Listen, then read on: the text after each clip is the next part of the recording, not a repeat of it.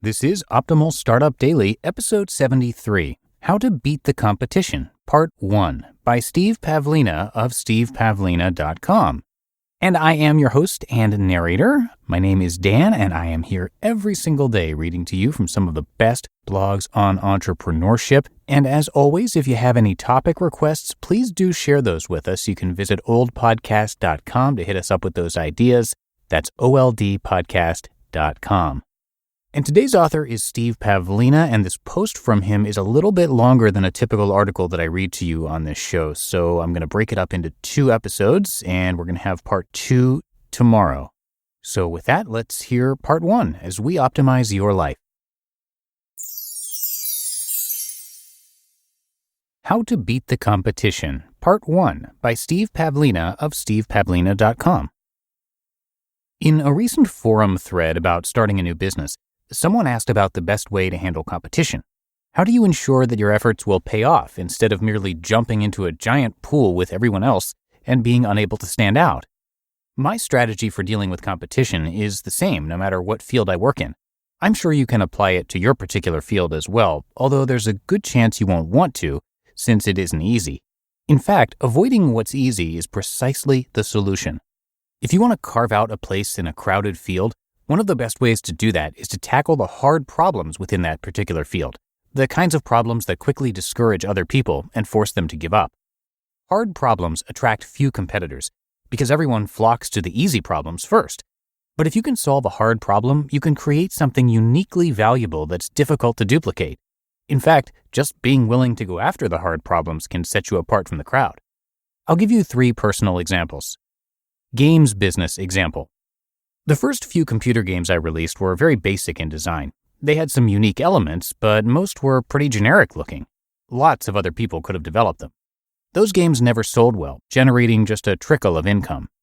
Then I took a different approach. I set a goal to create a game that would be truly original, something that would have a very elegant, unique design. I spent 4 solid months designing this game, and the end product of all that work was a design doc that was only 5 pages long. Programming the game, making the levels, and doing the art, sound effects, and music only took 2 additional months. Many people could have programmed that game, but not many would have been able to come up with a design anything like it. The game's unique design and gameplay became a strong selling point, and it quickly carved out a niche for itself in the crowded puzzle game market. The game sold well and won some awards too. I discontinued it in 2006, but I still get email from fans of the game today. Those 4 months of design work were very tough. I had to pursue many blind alleys and consider a vast field of possible options. There was no guarantee of even finding the type of solution I was looking for. After 3 months, it seemed like I'd made very little progress, but eventually everything converged to a very elegant design. Once the design was complete, even before any of the levels or other game assets were created, I knew I had something great. I chose to compete in the area of design because I didn't have the resources to compete in other areas. I couldn't code 3D graphics like John Carmack, and I didn't have the resources to compete with teams of professional artists, sound engineers, and musicians. My budget was pretty close to zero. I had to compete on the basis of creativity. As it turns out, coming up with a truly creative, elegant design is the hard problem of game development. You can throw tons of resources at art, music, and sound, and you'll get good results, but you cannot guarantee a positive result no matter how much money and how many resources you devote to design. You'd be amazed that games that seem very simple on the surface may have taken months or even years of hard design work. The wheel may seem like a simple invention, but for some early human, it was probably the solution to a particularly vexing problem. Blogging example. For this website, I decided to tackle the hard problems of personal development, namely trying to identify the hidden order beneath the surface chaos in our lives. Although the results may often look simple, the thought and effort that goes into this work is extremely challenging. You may notice that I rarely write about the easy problems of personal development, like how to get your computer to run faster, where you can download free ebooks, or how to save money on your mortgage. You'll find zillions of websites discussing those topics. Instead, I focus most of my energy on the high-level, timeless concepts. This is much harder work, but the upside is that it gives me an opportunity to make a unique contribution. Most people who try to do this kind of work for a while soon give up in frustration.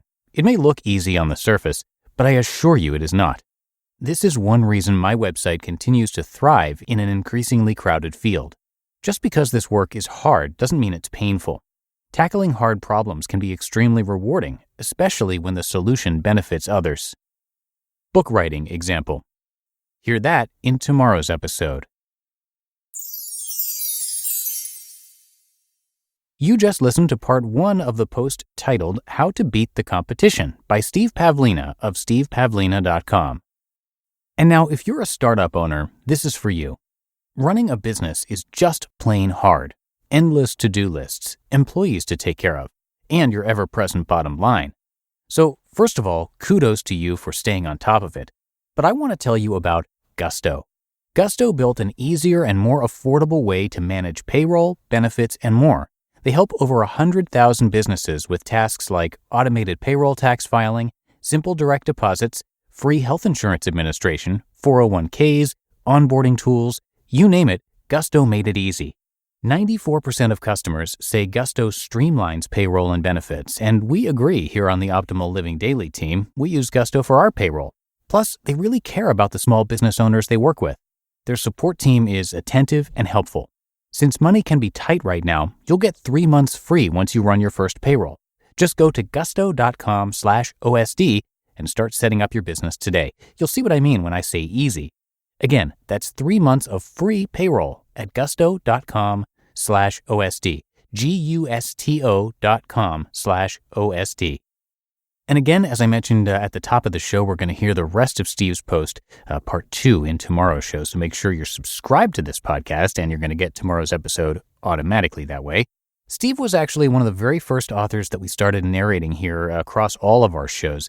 He writes about personal development, as he mentioned, as well as money, health, relationships, business, and advice, which is exactly the 6 podcasts that we currently have. So you're going to hear his articles across all of our shows regularly, and we still haven't run out of content from him.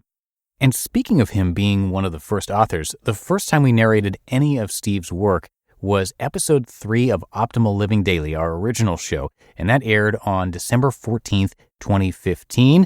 And if you back up just a couple days from there, you get to December 12th, 2015, exactly 5 years ago today, which is when Optimal Living Daily launched. And it's so hard to believe it's been 5 years, which also means that I've been part of this team for almost 5 years too, since I started with Optimal Finance Daily just a couple months after the launch of Optimal Living Daily. And I am thankful to still be here helping all of you optimize your lives each and every day. So here's to another 5 years, and thank you so much for being a regular listener of this show and any or all of our other shows. That is, of course, what keeps us going. So have a great rest of your day, and I'll catch you back here tomorrow for the Sunday show, where we're going to have part 2 from Steve and where your optimal life awaits.